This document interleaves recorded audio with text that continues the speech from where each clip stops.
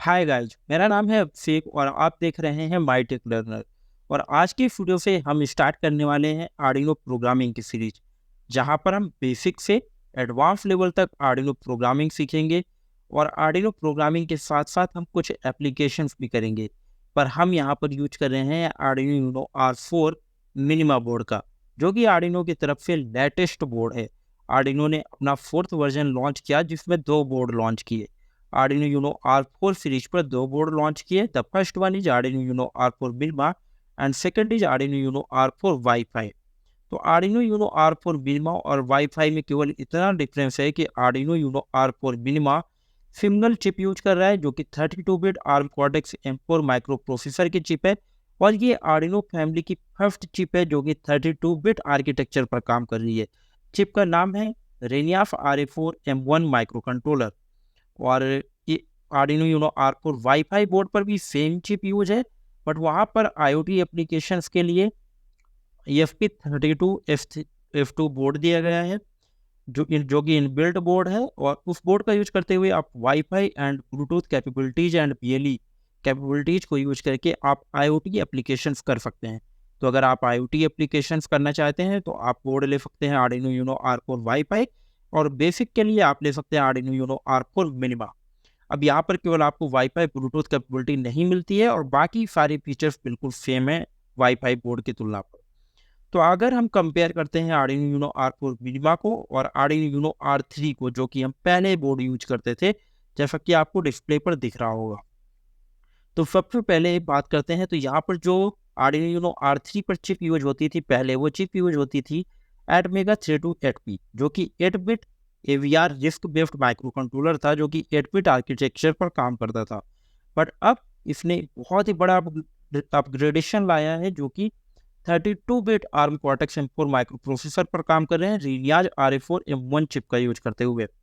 दोनों की स्पीड की बात करें तो R4 पर 48 मेगाहर्ट्ज की क्लॉक स्पीड मिलती है, जो कि 3x फास्टर है as compared to Atmega 32HP। Arduino Uno R3 पर 16 मेगाहर्ट्ज की क्लॉक स्पीड मिलती थी, यहाँ पर हमको मिल रही है 48 मेगाहर्ट्ज की। एंड फ्लैश मेमोरी की बात करें तो फ्लैश मेमोरी 8x बिगर है, जैसा कि आप देख पा रहे होंगे। यहाँ पर 256 KB की फ्लैश मेमोरी मिल रही है R4 पर, एंड R3 पर मिल रही है 32 KB की। एंड हम बात करते हैं अगर एफ रैम की, तो F RAM 16x bigger as compared to R3, 32 KB of FRAM in Arduino Uno R4 minima, and Arduino Uno R3 have a 2 KB of FRAM। तो ये तो बात हो गई कि मेमोरी इन्हेंसमेंट की और इनकी कैपेबिलिटीज की। एंड देन अगर हम बात करते हैं इसमें USB पोर्ट्स की, तो Arduino Uno R3 पहले यूज करता था काफी बड़े साइज का USB-B पोर्ट, बट नाउ इसने बहुत ही बड़ा अपग्रेडेशन लाया लेटेस्ट वर्जन पर कि अभी टाइप सी बहुत ही ज्यादा फेमस है, तो ये भी USB-C पोर्ट लेकर के आए हैं, और पहले USB-B पोर्ट यूज होता था। एंड इस पर अगर हम वी इन एंड ग्राउंड पर बात करते हैं, अगर आप वी इन से सप्लाई देना चाहते हैं, या फिर यहाँ पर जो आपको कनेक्टर दिखेगा पावर सप्लाई के लिए, यहाँ से आप पावर सप्लाई दे सकते हैं 6 वोल्ट टू 24 वोल्ट तक की, जो कि आप पहले Arduino Uno R3 पर इतनी हाई वोल्टेज की पावर सप्लाई नहीं दे सकते थे। यहाँ पर पहले हम दे पाते थे 6 टू 12 वोल्ट तक की पावर सप्लाई को। एंड देन अगर हम इसके पिन आउट्स एंड फीचर्स की बात करते हैं, तो यहाँ पर 14 डिजिटल पिन्स मिलते हैं D0 to D13, which you can configure as a input and output. और यहाँ पर सीरियल पिन्स मिलते हैं D0 एंड D1 पर, RX एंड TX पिन जो कि रिसीवर एंड ट्रांसमीटर पिन है। इंटरप्ट पिन मिल जाते हैं आपको D2 एंड D3 पर। तो अगर किसी भी तरह का आपके प्रोग्राम पर इंटरप्ट आ रहा है, जिनको हम आगे समझेंगे कि इंटरप्ट होता क्या है, तो उनको हैंडल करने के लिए। एंड देन यहाँ पर PWM पिन्स आपको मिल जाते हैं D3, D5, D6, D9, D10 and D11 pin पर। और इसके बाद PWM का मतलब होता है पल्स विद मॉड्यूलेशन, और इसका एप्लीकेशन अगर हम बात करते हैं तो आपने देखा होगा LED को डिम करना, LED को तेज करना, फैन की स्पीड को कम ज़्यादा करना, या फिर मोटर की स्पीड को कम ज़्यादा करना। तो ये सारे काम हम PWM सिग्नल्स के थ्रू कर सकते हैं। कैसे करना है इनको हम आगे आने वाले ट्यूटोरियल्स पर देखेंगे। और इसी के साथ साथ यहाँ पर D10 and D13 these are SPI pins. तो SPI एक कम्युनिकेशन प्रोटोकॉल्स होता है, तो इनके बारे में बात करेंगे कौन कौन से प्रोटोकॉल्स को Arduino सपोर्ट करता है। और इसी के साथ साथ यहाँ पर बिल्ट इन LED होती है, जो कि पिन नंबर 13 पर होती है, D13 पर। तो इस LED को भी आप प्रोग्राम कर सकते हैं। और इसी के साथ साथ यहाँ पर I2C पिन्स दिए गए हैं, जो कि SCL एंड FDA पिन्स है। एंड अगर हम बात करते हैं इसके अदर साइड की, तो जहां पर आपको A0 to A5 analogue pin आपको मिलेंगे, जो कि 6 एनालॉग इनपुट पिन है A0 to A5, 10 bit up to 14 bit resolution ADC को ये सपोर्ट करते हैं। इसी के साथ साथ अगर हम पिन A0 की बात करते हैं तो ये पिन A0 पर एक एक्सटर्नल फीचर है कि ये digital to analogue converter as a use कर सकते हैं आप, एंड ये 8 bit up to 12 bit resolution को सपोर्ट करता है, डिजिटल टू एनालॉग कन्वर्टर को। एंड देन यहाँ पर आपको और भी एक्सटर्नल फीचर्स मिल जाते हैं, OPMP पिन्स मिल जाते हैं A1 टू A3 पर, एंड I2C बस पिन्स मिलते हैं A4 एंड A5 पर, जो कि है FCN एंड FTA पिन्स। तो ये सारी चीजें हैं क्या, आगे आने वाले ट्यूटोरियल्स पर हम हर टॉपिक को बहुत ही डीपली समझेंगे। ये हमारा इंट्रोडक्टरी वीडियो है कि हम देख रहे हैं कि कौन कौन सी चीजें हम पढ़ेंगे, और इसके बाद आपको यहाँ पर HID human interface devices connect करने के लिए सपोर्ट मिल जाता है, बिल्ट इन सपोर्ट, जिससे आप कीबोर्ड और माउस को अटैच कर सकते हैं। एंड देन यहाँ पर एक FWD कनेक्टर पिन भी मिल जाता है फॉर एडवांस डिबग फंक्शनलिटीज के लिए। तो ये तो बात हो गई बोर्ड पर कि ये कौन कौन से फीचर्स हमारे Arduino UNO R4 बोर्ड पर हैं। एंड देन ये बहुत ही एडवांस फीचर्स हैं जो कि Arduino UNO R3 पर नहीं थे, और Arduino की किसी भी फैमिली पर ऐसे एडवांस फीचर्स बहुत ही कम देखने को मिलते हैं। और ये फर्स्ट बोर्ड है जो कि 32 बिट आर्किटेक्चर को सपोर्ट कर रहा है। तो यहाँ पर अगर परफॉर्मेंस की बात करते हैं तो परफॉर्मेंस बहुत ही बेहतरीन होने वाली है। जो फाइज है Arduino UNO R3 का और Arduino UNO R4 मिनिमा जो अभी आया है, दोनों का बिल्कुल सिमिलर है। तो अगर आपने पहले कोई प्रोजेक्ट किए हुए हैं जो कि Arduino UNO R3 बेस्ड थे, 8 बेस्ड थे, तो आप उनको इम्प्रूव कर सकते हैं इस बोर्ड का यूज करते हुए। एंड नाउ अब हम बात कर लेते हैं कि कैसे हम इसके सेटअप करते हैं जहाँ पर हम प्रोग्राम कर पाएंगे। तो इसके लिए आपको एक IDE डाउनलोड करनी होगी। IDE का मतलब होता है इंटीग्रेटेड डेवलपमेंट एनवायरनमेंट, जो कि आपको ऐसे सपोर्ट प्रोवाइड करता है जहाँ पर आपको लिख पाते हैं, कंपाइल कर पाते हैं, डीबग कर पाते हैं, और इसके साथ साथ आपको और भी फीचर्स मिलते हैं जहाँ पर पैकेज, लाइब्रेरी, सारी चीज़ों को आप इंस्टॉल कर पाते हैं। अगर इसके सेटअप की बात करते हैं तो इसका सेटअप करना बहुत ही आसान है। आपको आ जाना है Arduino IDE पर। तो सबसे पहले आपको arduino.cc वेबसाइट पर जाकर के Arduino IDE को डाउनलोड कर लेना है। After downloading the Arduino IDE, Arduino R3 का इसमें बाय डिफॉल्ट सपोर्ट होता है, पर Arduino R4 के लिए आपको करना पड़ेगा, इसका पैकेज डाउनलोड करना पड़ेगा। तो सबसे पहले मैं यहाँ पर न्यू स्केच ओपन कर लेता हूँ, बिकॉज मेरा ओल्ड प्रोजेक्ट यहाँ पर ओपन था। यहाँ पर आपको एक पैकेज डाउनलोड करना है, और पैकेज डाउनलोड करने के लिए आपको करना क्या है, यहाँ पर राइट पर कुछ ऑप्शन होंगे। तो यहाँ पर library manager and board manager, तो आपको बोर्ड मैनेजर पर आना है, यहाँ पर लिखना है UNO R4। तो जैसे ही आप UNO R4 लिखेंगे तो यहाँ पर Arduino UNO R4 बोर्ड का आ जाएगा। यहाँ पर इंस्टॉल का बटन होगा, मेरा ऑलरेडी इंस्टॉल है, दैट्स वाई यहाँ पर रिमूव का बटन आ रहा है। तो आप इंस्टॉल बटन पर क्लिक करेंगे एंड देन ये इंस्टॉल हो जाएगा।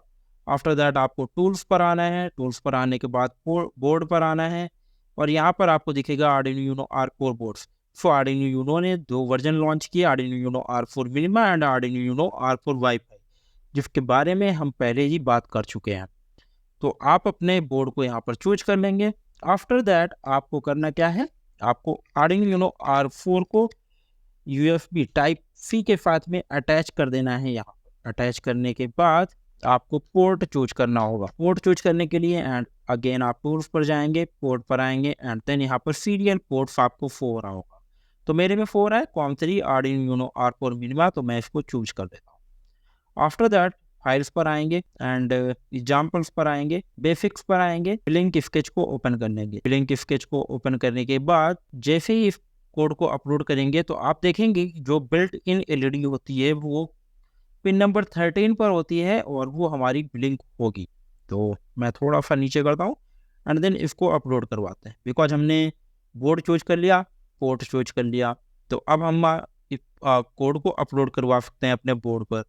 तो हम यहाँ पर कोड को अपलोड करवा रहे हैं। आप यहाँ पर देखेंगे कुछ प्रोसेसिंग चलती हुई दिखेगी, कुछ फाइल्स नीचे ऊपर होते हुए दिखेंगी, यहाँ पर डाउनलोड का ऑप्शन आ रहा है, एंड देन हम देखेंगे कि यहाँ पर हमारा कोड अपलोड हो चुका है। तो यहाँ पर डन अपलोडिंग लिख करके आ रहा है, और मेरी LED ब्लिंक होने लगी है, जैसा कि आप स्क्रीन पर देख पा रहे हो। नाउ अब हम बात कर लेते हैं कि कैसे और क्या क्या हम इस कोर्स पर पढ़ने वाले। ये तो एक इंट्रोडक्शन वीडियो था कि Arduino UNO R4 मिनिमा है क्या, और Arduino UNO R4 wifi board क्या है, और इस कोर्स पर हम क्या क्या पढ़ने वाले हैं। तो अगर हम बात करते हैं कि हम इस कोर्स पर क्या-क्या चीज़ें पढ़ेंगे, देन हमने फिटअप कर लिया है, तो फिटअप की हम बात नहीं करते हैं, हम बात करते हैं कि हम कौन-कौन सी चीज़ें पढ़ेंगे इस ट्यूटोरियल पर और इस सीरीज पर। तो सबसे पहले हम स्टार्ट करेंगे आर्डिनो प्रोग्रामिंग से। तो हम आर्डिनो प्रोग्रामिंग को बेसिक टू एडवांस लेवल तक लेकर के जाएँगे, जहाँ पर हम देखेंगे कि कोड स्ट्रक्चर क्या होता है यहाँ पर आर्डिनो आईडी का, ये वाइड सेटअप, वाइड लूप, ये digital right, pin mode, delay, ये सारी चीज़ें हैं क्या एक्चुअली। लाइब्रेरी कैसे इंस्टॉल करते हैं, पैकेज कैसे इंस्टॉल करते हैं, प्रोग्राम कैसे लिखते हैं, कैसे लूप्स क्रिएट करते हैं, कैसे फंक्शंस क्रिएट करते हैं, कैसे कस्टम फंक्शंस क्रिएट करते हैं। इन सारी चीज़ों के बारे में बहुत अच्छी तरीके से समझेंगे, कैसे ब्लीच फंक्शन का यूज़ करते हैं, कैसे अगर मल्टीपल टास्क आपको परफॉर्म करवाने हैं एक ही टाइम पर, तो उसको कैसे करना है आर्डिनो पर। इन सारी चीज़ों के बारे में हम बहुत ही डीपली बात करेंगे। और जब हमारा फाउंडेशन काफ़ी अच्छा मजबूत हो जाएगा, देन हम मूव करेंगे प्रोजेक्ट की तरफ, क्योंकि हमारा प्रोग्रामिंग फाउंडेशन मजबूत होना ज़रूरी है। एंड देन हम थोड़ा बहुत इलेक्ट्रॉनिक्स की बात करेंगे, जहाँ पर हम देखेंगे कि रजिस्टर्स क्या होते हैं, कैपेसिटर्स क्या होते हैं, और ये कैसे काम करते हैं, कौन सा रजिस्टर, कौन सा कैपेसिटर किस पर्पज़ के लिए और कहाँ पर यूज़ करना है। इन चीज़ों के बारे में भी बात करेंगे। और थोड़ा बहुत हम ये भी देखेंगे पावर कन्वर्टर कैसे बनाने हैं, ताकि आप अपना कस्टम पावर कन्वर्टर बना करके आर्डिनो को पावर सप्लाई दे सकें। अगर आप एक पोर्टेबल डिवाइस सपोज करिए बनाना चाहते हैं आर्डिनो को यूज़ करके, जिसको आप कहीं पर भी ले करके जा सकें, तो उसको बनाने के लिए आपको यहाँ पर कुछ ज़रूरत होगी, जैसे लिथियम बैटरी को कैसे यूज़ करना है, कैसे चार्जिंग मॉड्यूल्स का यूज़ करना है, कैसे चार्जिंग मॉड्यूल्स को खुद बनाना है। तो इन चीज़ों के बारे में भी थोड़ा बहुत हम बात करेंगे इस कोर्स पर, सो दैट आप इतने कैपेबल हो जाओ इस कोर्स को करने के बाद कि आपको कहीं और से ज़्यादा चीज़ों को सीखने की ज़रूरत ना पड़े। देखिए, लर्निंग तो पूरी लाइफ चलती रहती है किसी न किसी चीज़ की, बट जो एक बेसिक फाउंडेशन होता है वो आपका स्ट्रॉन्ग होना चाहिए। तो वो बेसिक फाउंडेशन हम इस कोर्स में बहुत ही अच्छी तरीके से स्ट्रॉन्ग कर देंगे। हम ये नहीं देखेंगे कि ये पेड कोर्स है या फिर फ्री कोर्स है, ये पूरी तरीके से बिल्कुल फ्री कोर्स है, और यहाँ पर आपको बिल्कुल जेन्युइन और बहुत ही अच्छा कंटेंट मिलने वाला है। इस चीज़ की गारंटी है हमारी। और जब कोर्स हमारा एंड होगा, तो जो भी ऑडियंस कोर्स के स्टार्टिंग से लेकर के लास्ट तक बची रहेगी, आप देखेंगे कि आप कुछ लोगों से बिल्कुल अलग दिखेंगे। तो ये चीज़ आप अपने आप पे खुद पे महसूस करेंगे। एंड देन जब ये फाउंडेशन हमारे मजबूत हो जाएँगे, तो हम एप्लीकेशंस की तरफ मूव करेंगे। जहाँ पर हम नॉर्मल एप्लीकेशंस तो करेंगे कि एलईडी कैसे ब्लिंक करनी है, बटन्स का कैसे यूज़ करना है, डिस्प्लेज का कैसे यूज़ करना है, सेंसर्स का कैसे यूज़ करना है, एक्चुएटर्स का कैसे यूज़ करना है, मोटर्स के साथ में कैसे काम करना है। इन सारी चीज़ों को तो हम देखेंगे ही देखेंगे।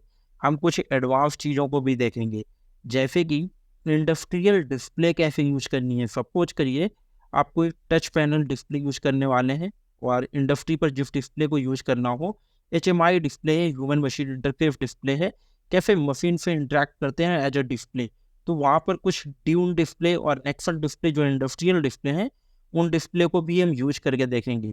और बेसिक डिस्प्ले तो हम देखेंगे ही कि कैसे 7 सेगमेंट डिस्प्ले का यूज़ करना है, 16x2 एलसीडी डिस्प्ले का यूज़ करना है, 20x4 एलसीडी डिस्प्ले को कैसे यूज़ करना है, कैसे हम ओएलईडी डिस्प्ले का यूज़ करेंगे। तो इन चीज़ों के बारे में तो हम बात करेंगे ही, बट एडवांस डिस्प्ले हमारी होगी Dune display and Nexon display, दी जा रहा एडवांस डिस्प्ले, जिनको हम इस कोर्स पर कवर करेंगे। और इसी के साथ साथ हम कुछ गैस सेंसर्स के साथ में भी काम करेंगे, कैसे एयर क्वालिटी आपको चेक करनी है, कैसे MQ135 सेंसर का यूज़ करना है, कैसे अल्ट्रासोनिक सेंसर का यूज़ करना है। और इनको यूज़ करके ना कि हम एक स्मॉल प्रोजेक्ट, हम ये देखेंगे कैसे आप एक अच्छा एप्लीकेशन बना सकते हैं। तो इन चीज़ों के बारे में भी हम इस कोर्स पर बात करेंगे। तो आज का वीडियो तो हमारा था एक सेटअप वीडियो, तो हमने सेटअप कर लिया है। एंड देन कल से हम स्टार्ट करेंगे आर्डिनो प्रोग्रामिंग की। तो कल हम बात करेंगे या कोड स्ट्रक्चर की, और इस आईडीई के बारे में बहुत ही डीपली समझेंगे। ये ट्यूटोरियल ज़्यादा लंबा हो रहा है, दैट्स वाई कल की वीडियो पर स्टार्ट करते हैं। सीरीज का लिंक आपको मिल जाएगा, प्लेलिस्ट आपको मिल जाएगी। आप इस प्लेलिस्ट को सेव कर लें और अपने दोस्तों को भी इस प्लेलिस्ट को शेयर करें, सो दैट वो भी अच्छी तरीके से आर्डिनो पर काम कर पाएँ और आईओटी के अंदर काम कर पाएँ। मिलते हैं नेक्स्ट ट्यूटोरियल पर। Till then keep learning and keep exploring.